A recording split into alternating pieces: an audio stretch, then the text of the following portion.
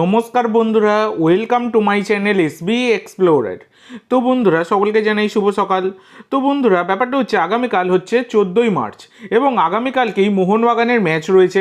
তো ব্যাপারটা হচ্ছে মোহনবাগানের সাথে বেঙ্গালুরু এফসির ম্যাচ রয়েছে আগামীকাল সন্ধ্যাবেলা 7:30 থেকে।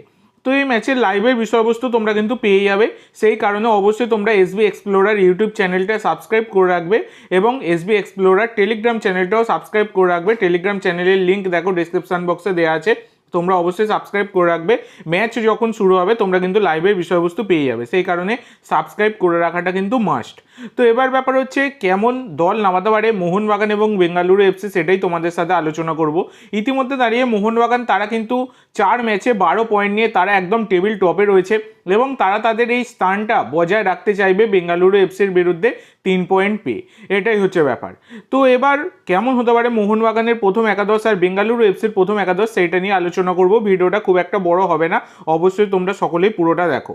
তো মোহনবাগান তারা কিন্তু 4-2-3-1 ফরমেশনে দল নামাতে পারে, যেখানে গোলকিপার ভিশাল কাইত, 4জন ডিফেন্ডার, রাইট ব্যাকে অভিষেক টেকচাম সিং, লেফট ব্যাকে সুভাশিস বোস, সেন্টার ব্যাকে মেহতাব আর আলবার্টো, 2জন ডিফেন্সিভ মিডফিল্ডার অনিরুদ্ধ থাপা এবং আপুইয়া, 3জন অ্যাটাকিং মিডফিল্ডার, রাইট মিডফিল্ডে খেলবেন জেসন কামিন্স, লেফট মিডফিল্ডে লিস্টন কোলাসো, সেন্টার অ্যাটাকিং মিডফিল্ডে দিমি পেত্তাতোস, একজন ফরওয়ার্ড জেমি ম্যাকলারেন। তো কালকের ম্যাচেও কিন্তু রবসান রবিনোর খেলার সম্ভাবনা নেই, সেই কারণে আগের ম্যাচেরই মতো জেসন কামিন্স কিন্তু এই রাইট উইং পজিশনটা খেলবেন, এই রকমই কিন্তু জানা যাচ্ছে। মানে রাইট উইং পজিশন মানে কি, লেফট উইংয়ে তো রবসান খেলতো, যেহেতু লেফট উইংয়ে লিস্টনকে ইউজ করা হচ্ছে, তাই রাইট উইং পজিশনে এই জেসন কামিন্সকে কিন্তু ইউজ করা হবে, এইরকমই কিন্তু আগের ম্যাচেরই মতো সেই রকমই সম্ভাবনা রয়েছে।